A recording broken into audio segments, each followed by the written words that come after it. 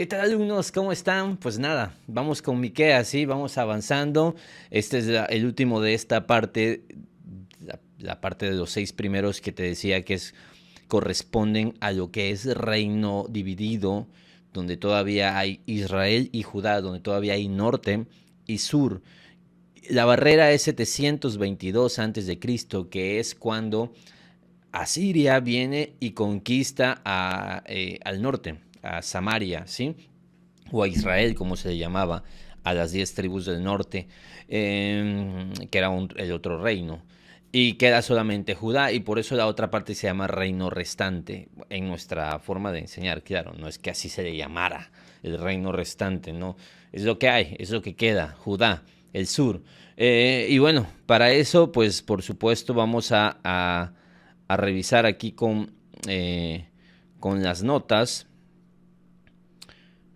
y vamos a tener aquí lo que son fechas. Sí, veamos lo que son estas fechas. Bien, Miqueas, 735 al 690 antes de Cristo. Es el número 6 en el orden cronológico.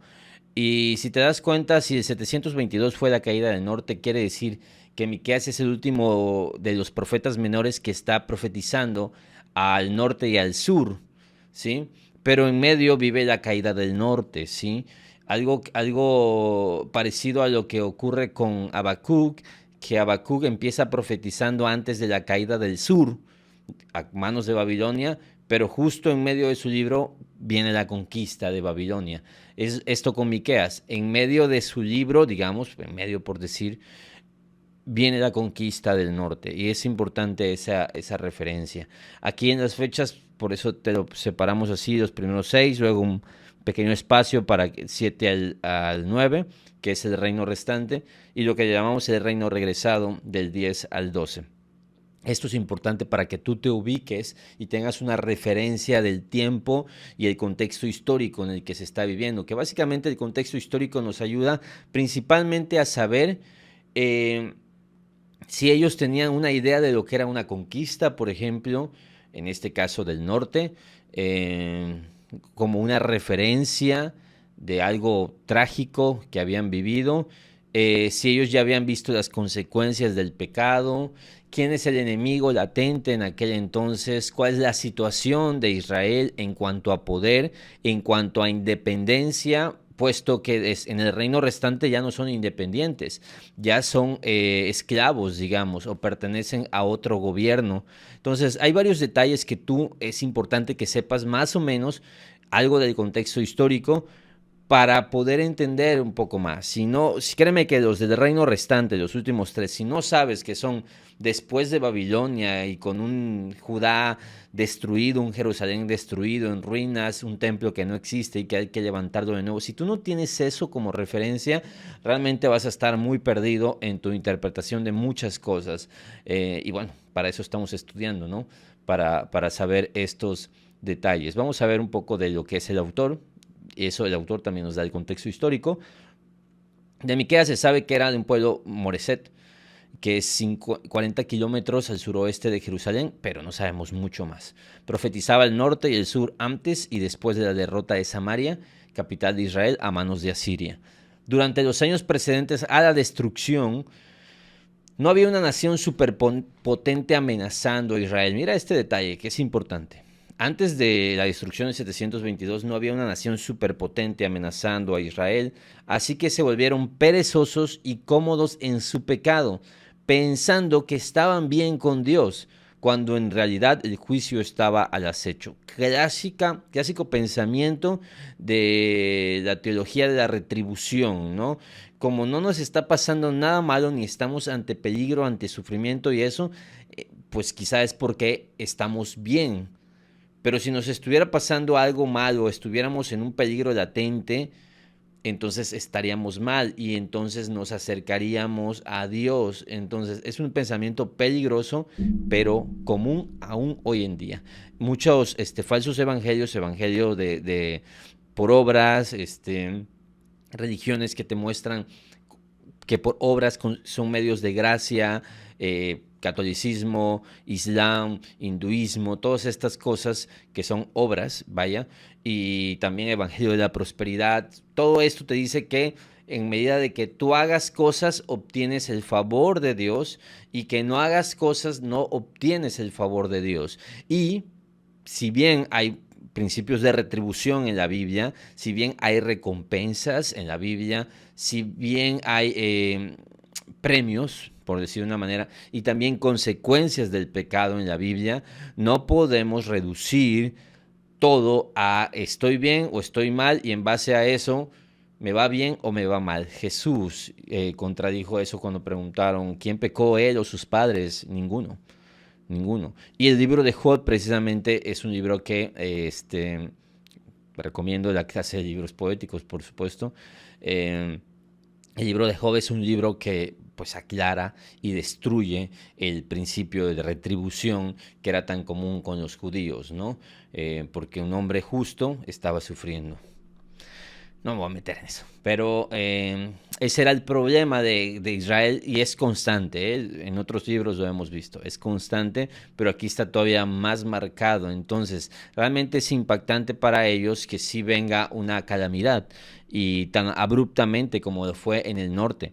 Pero esa calamidad va a ayudar a tener una referencia y a mirar y tomar el consejo de parte de Judá, del sur, ¿sí?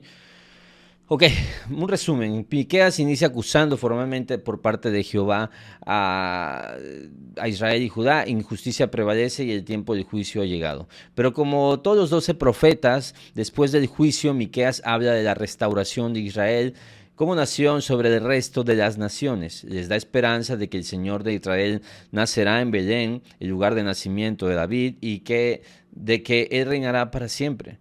A la luz de tal día termina exhortándoles al arrepentimiento. Miqueas. Pero vamos a ver con más calma algunas partes importantes y hermosas de este libro que me gusta mucho, ¿sí? Me gusta mucho. Es un libro como de bajo perfil, nadie lo pela mucho, pero está muy padre, ¿sí? Y tiene varias joyas. Tiene varias joyas. Miqueas. Miqueas 1. Mira lo que estaba diciendo Miqueas tiempo antes de la destrucción. ¿Y por qué es tan...? Veíamos anteriormente, y si tú recuerdas, veíamos con... no era Jonás, no era Díaz, sino con Amós. Y voy a regresar, a ver si lo encuentro rápido. Perdón, estoy buscando aquí. Aquí. ¿Habrá algún mal en la ciudad? Amós 3:6, el cual Jehová no haya hecho, porque no hará nada Jehová el Señor sin que revele su secreto a sus siervos los profetas. Si el león ruge, ¿quién no temerá? Si habla Jehová el Señor, ¿quién no profetizará?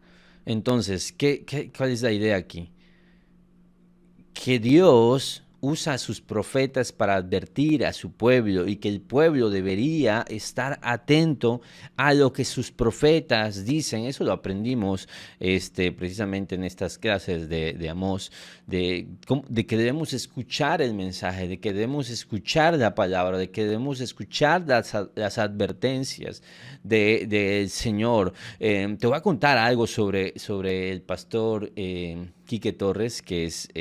amigo mío, pastor, por supuesto, pastorea Horizonte Querétaro, yo Horizonte Villahermosa.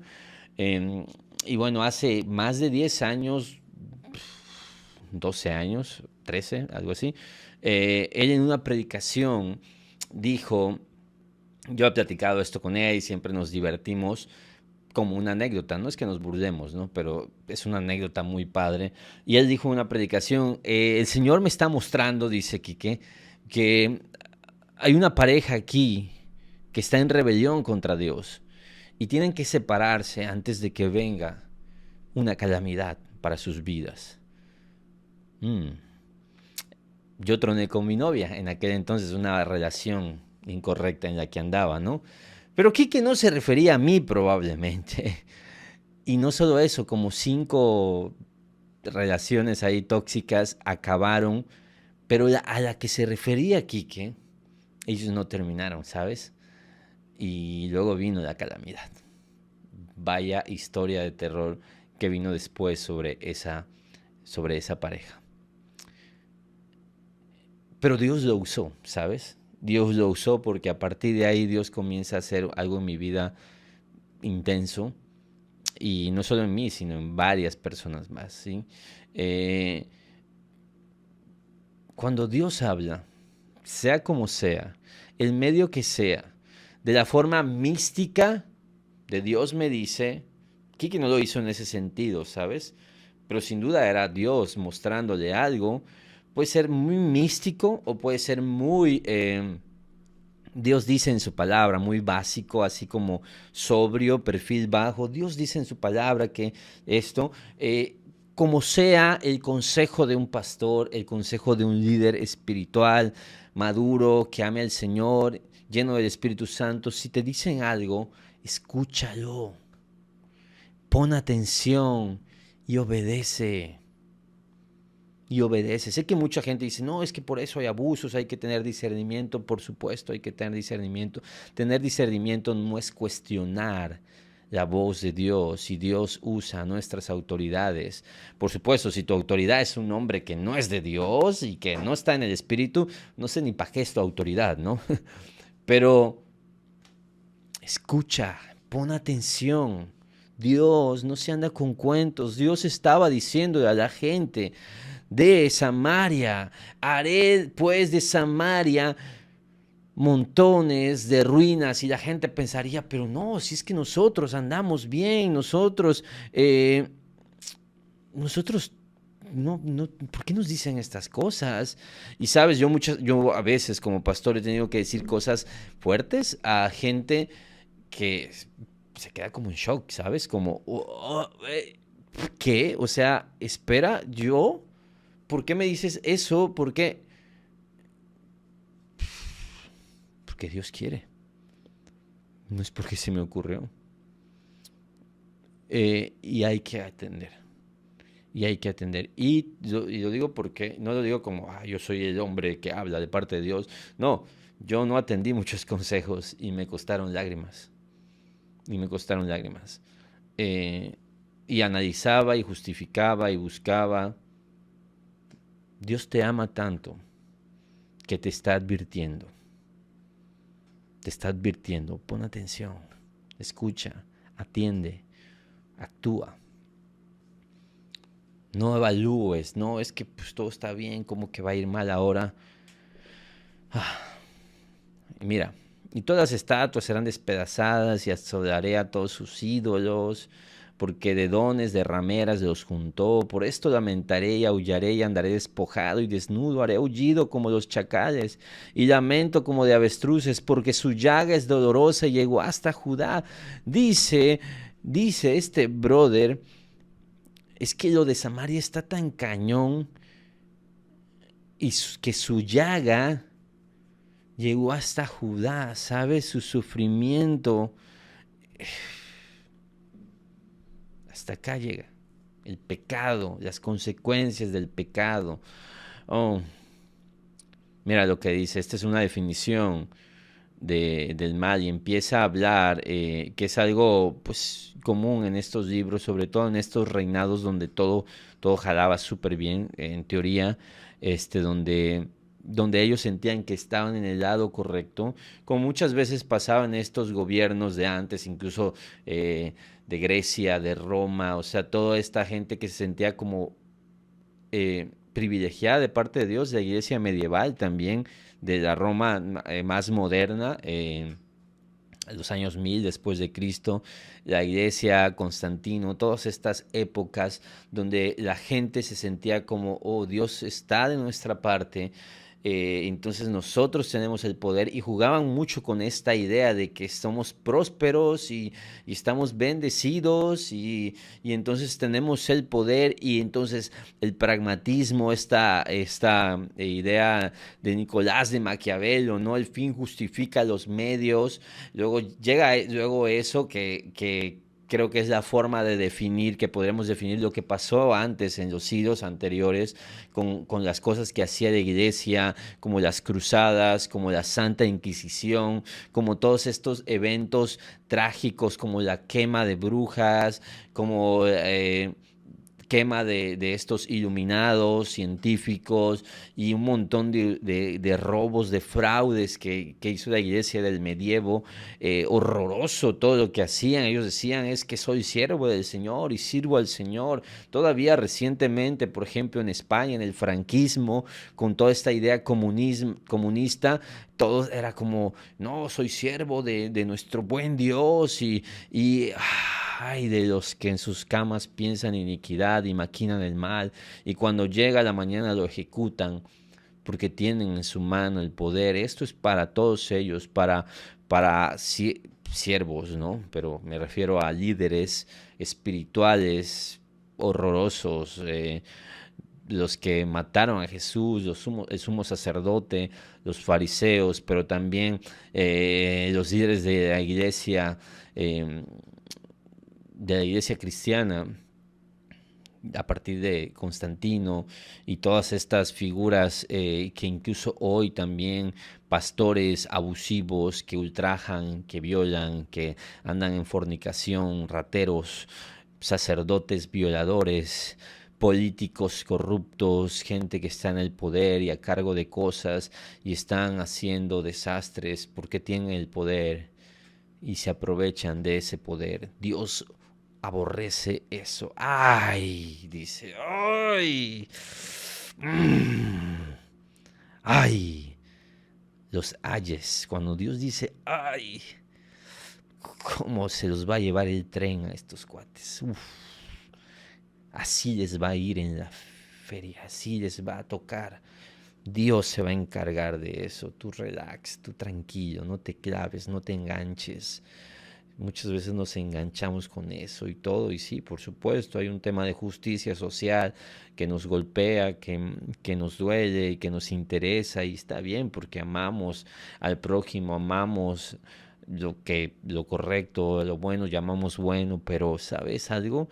Dios ama más el bien que tú y que yo, Dios ama más la justicia que tú y que yo, y Dios es justo, y Dios es bueno, y Dios es santo, y Dios es un Dios de ira que se ha de encargar. Solo ten cuidado, mejor dicho, que no seas tú de estos que piensan iniquidad y maquinan el mal, y cuando llega la mañana lo ejecutan. Codician las heredades y las roban, casas las toman, oprimen al hombre y a su casa. Sabes, ha habido tanta, es la historia, estudia historia, vas a ver esto, pero así les fue, ¿eh? Dios no puede ser burlado, Dios no puede ser burlado. Mm. ¿Y qué pasa? Pues uno trae este mensaje y trae este rollo y tú dices, pues los que manejan el poder manejan normalmente la conversación y manejan la discusión. Entonces ellos tienen un poder de convencimiento sobre los demás de, no, pues nosotros estamos haciendo las cosas de manera correcta. Y claro que la gente quiere sentirse a gusto con ese pensamiento, sentirse los buenos, sentir que yo no correspondo o pertenezco a ese grupo de malos. A nadie le gusta ser el malo de la historia, por eso la gente rechaza a Dios y sigue todas estas ideas progresivas. Prefiero que no haya Dios, porque si hay Dios, entonces estoy en rebeldía contra el Rey Supremo, creador de todo, y no está padre, entonces mejor, dice el necio, no hay Dios. Entonces salen unos cuates como estos. Dice, si alguno andando con espíritu de falsedad mintiere diciendo, yo profetizaré de vino y de sidra, este tal será el profeta de este pueblo. ¿Sabes qué está diciendo? Van a venir cuates que van a venir diciendo, yo te profetizaré de vino y de sidra. Esto es como sé feliz, como pásatela bien, diviértete, fiesta, vino y sidra. ¿Y sabes qué? Este es un juicio. Ese es el profeta de este pueblo. Y lo hemos dicho, normalmente la gente que está Hay víctimas de estos opresores. Hay muchas víctimas en el sentido laboral, espiritual. Hay gente que tiene mucho poder espiritual y se aprovecha de eso, ¿sí? Eh, Hay víctimas, pero también hay cómplices víctimas. Y quiero decirte esto, hay gente que es lo que quiere, lo que anhela, entonces están bajo ese dominio, pero así lo desean y así lo quieren, porque eso también les da libertad a ellos de vivir la vida que quieren. Entonces estoy dispuesto a dar y a pagar en una iglesia de la prosperidad y a pagar con tal de que oren por mí, no importa si estoy en adulterio, pero el pastor o el apóstol, o ya, lo que sea que hayan inventado recientemente, me dijo, ¿sabes qué? Te va a ir bien y el Señor tiene planes sobre ti, Dios te llama a ser cabeza y no cola y todas estas cosas. Y entonces está padre porque yo doy, me dan palabras benditas, palabras mágicas, me siento bien, mi conciencia se calma, no debería estar Dios tan enojado conmigo porque ando acostándome con esta mujer, porque entonces no me bendeciría. Entonces probablemente Dios entiende lo que vivo en mi casa con mi esposa, que no me pela y que me enamoré, y Dios sabe, porque Dios ama a los que aman y ya sabes, ¿no? Cualquier tontería, y siempre hay gente que nos va a decir lo que queremos. Así que es tu bronca, papá. Tú le estás dando el poder a estas personas y te estás adaptando a esos pensamientos. Porque alguien viene y te dice, oye, te advierto que tienes que arrepentirte y viene calamidad. No me gusta eso, no me digas eso, mejor dime que me va a ir bien. Si viene alguien que me dice cosas bonitas, entonces, pues, dice Dios, ok, ese es tu profeta, ese es tu pastor, ese es tu líder espiritual, ese es tu gobernador, ese es tu rey, ese es tu jefe. Tú decides por algo, consciente o inconscientemente, para sentirte a gusto en tu rebeldía contra la voluntad de Dios, y entonces adelante, adelante, tú sufrirás las consecuencias. Um, ok, mira, el 2, 3:2. Vosotros que aborrecéis lo bueno y amáis lo malo, que desquitáis su piel y su carne de sobre los huesos, que coméis asimismo la carne de mi pueblo, los desolláis sus... Cada vez me cuesta más de la Reina Valera, caray. Es que es de 1960, tiene más de 80 años. Bueno, pero es que aquí tengo mis notas y, como te digo, a lo mejor tú la tienes, pero realmente solo es en mis clases que la leo. Y la gran pregunta es, ¿por qué no lees otra versión? Entiendo que a lo mejor no todos tienen otras versiones ya, aunque seguramente todos tienen ya una aplicación, o se han actualizado otras, ¿no? Y nada contra Reina Valera, simplemente tiene más de 80 años este lenguaje. Les desolláis su piel de sobre ellos y les quebrantáis los huesos, los rompéis como para el caldero y como carnes en olla. Entonces clamaréis a Jehová y no os responderá, antes esconderá de vosotros su rostro en aquel tiempo, por cuanto hicisteis malvadas obras. ¿Dios escucha a todos? Sí, escucha a todos. ¿Nos responde a todos? No pienses que puedes andar haciendo estas cosas y luego buscar el favor de Dios. Y sé que suena contradictorio a lo que te dije hace rato de la retribución, pero Dios da gracia y Dios da misericordia. El sol sale sobre buenos y malos. Hay gracia para todos común, pero también hay consecuencias a causa del pecado. Y no podemos burlarnos de eso. Y mira, y serán avergonzados los profetas y se confundirán los adivinos, y ellos todos cerrarán sus labios, porque no hay respuesta de Dios. Mas yo estoy lleno del poder del Espíritu Santo, dice Miqueas, y de juicio y de fuerza para denunciar a Jacob su rebelión y a Israel su pecado. ¡Wow! Este cuate es muy bueno, ¿eh? Es muy valiente. Mira lo que dicen los profetas y adivinos, ¿sabes? Hace muchos años yo entendí esto y dejé como de clavarme y preocuparme por lo que los falsos profetas hacían, porque serán avergonzados.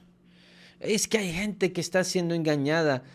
Los hijos de Dios no serán engañados, dice Juan, porque tenemos la unción del Santo, Juan, primera de Juan, ¿sí? Te recomiendo que lo leas, 2, 3, capítulo 2 y 3. ¿Sabes qué? Quienes son engañados, todos somos engañados de cierta manera y luego venimos a la verdad. Pero alguien que permanece en la mentira es alguien que ha abrazado también la mentira.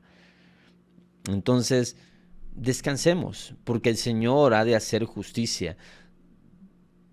Y sí hay un llamado a contender ardientemente por la fe, pero no en el sentido de que nuestra principal conversación sea denuncia de falsos profetas, sino la predicación del Evangelio. ¿Sabes que hay un chorro de gente que se va a ir al infierno y se saben perfectamente quiénes son los falsos profetas del momento? Porque hay gente que le entra con morbo al cristianismo en esto y esa satisfacción y orgullo personal de yo estoy en la sana doctrina y yo esto y yo lo otro, y yo pertenezco a este grupo. No sabes todas las cosas que he visto, que gente así que es el ultra archi recontra reformado y todo, pues, vivió una vida totalmente alejada del Señor, y alguien que no sabe nada de eso, simplemente Cristo murió por mí, que soy un pecador, me dio el arrepentimiento, me concedió la oportunidad de arrepentirme, me abrió los ojos y pude ver claramente a Jesús como mi Rey y mi Salvador. Es lo que sé y eso basta.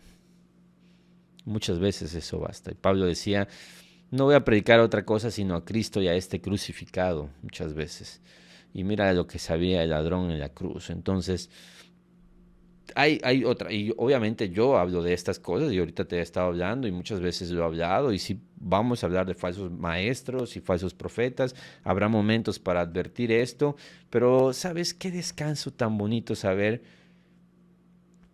Yo hablo, tengo que buscar estar lleno del Espíritu Santo, de juicio y de fuerza, y voy a denunciar a Jacob su rebelión, su pecado. Los falsos profetas serán confundidos. Judas y Pedro habla del juicio que viene sobre ellos. Toda la Biblia habla del juicio que viene sobre ellos y el juicio no lo vamos a hacer nosotros, los denunciantes. El juicio se va a encargar Dios porque Dios ama a su pueblo. Así que tranquilo, esa no es tu batalla. Descansa, ¿sí? Descansa. Mira, sus jefes juzgan por cohecho. Esta es la definición de corrupción. Y sus sacerdotes enseñan por precio. Y sus profetas adivinan por dinero. Todo es con lucro. Y se apoyan en Jehová diciendo, no está Jehová entre nosotros, el Señor nos bendice, no vendrá mal sobre nosotros. Viene destrucción, ¿eh? Viene destrucción. Pero acontecerá en los postreros tiempos que el monte de la casa de Jehová será establecido por cabecera de montes y más altos que los collados, y correrán ahí los pueblos. Vendrán muchas naciones y dirán, venid y subamos al monte de Jehová y a la casa del Dios de Jacob, y nos enseñará en sus caminos, y andaremos por sus veredas, porque de Sión saldrá la ley, y de Jerusalén la palabra de Jehová. Aunque todos los pueblos, dice el 5, todos los pueblos anden cada uno en el nombre de su Dios, nosotros con todo andaremos en el nombre de Jehová nuestro Dios eternamente y para siempre. Mira, Israel redimido del cautiverio, dice después. Llegarás hasta Babilonia, allí serás librada, allí te redimirá Jehová de mano de tus enemigos. Y luego da la profecía de Belén. Rodéate de ahora de muros, pero tú, Belén, Éfrata, pequeña para entrar entre las familias de Judá, de ti me saldrá el que será el Señor en Israel. Ok, ¿qué es lo que está pasando acá? ¿Qué es lo que está pasando? Lo que pasa en todos los profetas. Hay juicio, viene destrucción, llamado al arrepentimiento, y va a venir destrucción. Severo. Pero luego hay un mensaje de esperanza. Lo hemos visto 1000 veces. No quiero ser tan repetitivo, pero es que es repetitivo en todos los libros. Hay luego un mensaje de esperanza, hay un mensaje de restauración futura. Entonces es lo que empieza a decir, ¿sabes qué? Va a llegar un momento, y esto está hablando del futuro de Israel, ¿sí? Aquí, y entiendo que en nuestra audiencia podemos tener de diferentes posturas escatológicas. Yo tengo una postura escatológica donde creo que todo Israel será salvo, Romanos 11. no todo Israel de todos los tiempos, sino el Israel futuro, que esté cuando Cristo venga, cuando regrese. Y para mí Apocalipsis precisamente es la historia de Dios tratando con su pueblo en una última etapa. Romanos 11 para mí es muy claro. Y sobre todo, yo soy maestro de Antiguo Testamento desde hace muchos, muchos años. Y he leído una y otra vez las profecías y los mensajes y el nuevo pacto y la restauración futura. Y no veo un futuro donde Israel haya sido desechado, el Israel étnico. Sí creo que Dios ha hecho de los dos un solo pueblo y para Dios hay un pueblo de Dios, pero Dios tiene un trato todavía pendiente con este Israel porque hay muchas promesas que no pueden ser interpretadas espiritualmente, sino que hablan de la tierra y que hablan de elementos físicos y que hablan de la nación étnica, de Israel étnico, de la nación de Israel. Y para mí esa es mi convicción, pero entiendo que a lo mejor hay gente que dice, no, Israel es la iglesia, y no hay como un Israel y todo eso. Bueno, independientemente de esto, aquí hay un mensaje de esperanza futura para su pueblo, o sea que algunos creen que estamos pasando la gran tribulación, otros creen que aún la habremos de pasar, otros creen que la iglesia será raptada antes de la gran tribulación y no la pasará, otros creen que será a la mitad y un montón de diferentes posturas. Así que no quiero que esto nos limite de lo que sí el principio aquí es, hay un futuro glorioso. Hay un futuro glorioso para el pueblo de Dios. Dios no ha terminado. Y aún en la peor de las calamidades, que puede ser el día del Señor, la gran tribulación futura, eh, y aún en las peores de las tragedias actuales y futuras, hay un futuro para el pueblo de Dios. Y mira, y había un futuro en estas circunstancias donde Dios está hablando y está diciendo, mira, mientras que hay líderes que han oprimido a los débiles y que se han aprovechado del pueblo de Dios y que por eso ha venido calamidad, Dios tiene en planes a un rey futuro.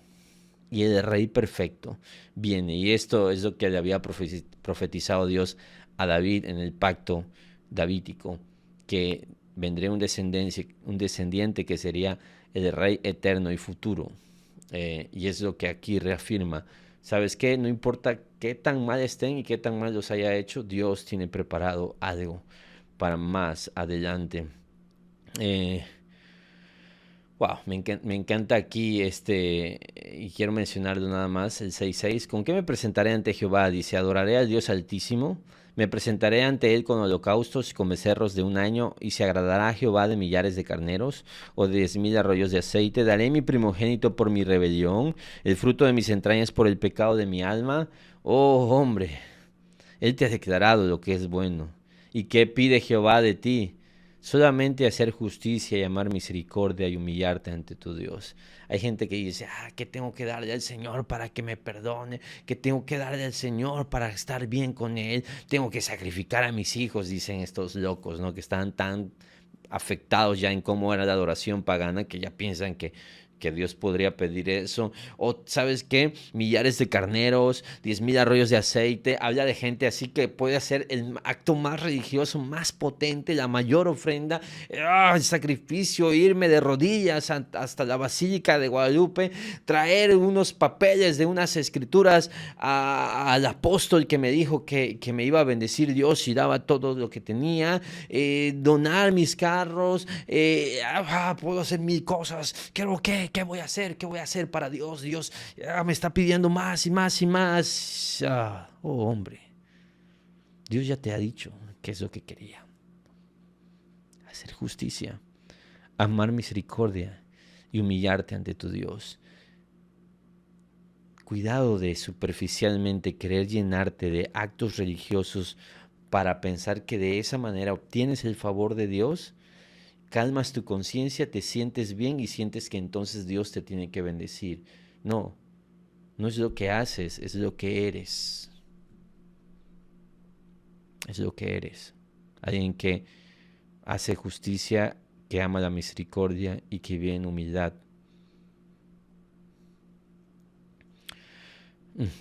Ok, la ira de Jehová soportaré porque pequé contra él.